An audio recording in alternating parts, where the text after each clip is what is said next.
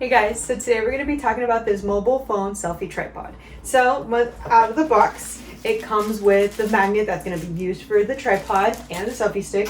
And here it is. Here's what it looks like. It's coming out of the box. The cool thing about it is that it can save space and you can use this for traveling, you can use this for fun or anything like that. So the way how we open this is we lift it up and there's a little knob where you can tighten it here so that it doesn't move once you do open it up. And then as well, it is super duper long. It is pretty tall. So from the floor, it's basically my size, which is crazy. It's really cool. Another cool thing about it too as well is that it has a little magnetic and suction cup so you can make sure that when your phone is on there, it is secure and safe. It's a selfie stick, like I said. Here's a little remote. It is Bluetooth, so you just have to pull out this little plastic thing. Make sure you have your Bluetooth on, and once it's ready to go, you can just press it here.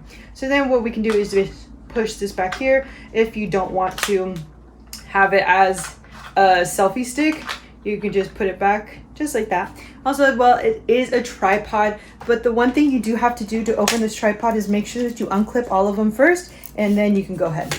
So it looks like this. We lift this up, and it stands perfectly great.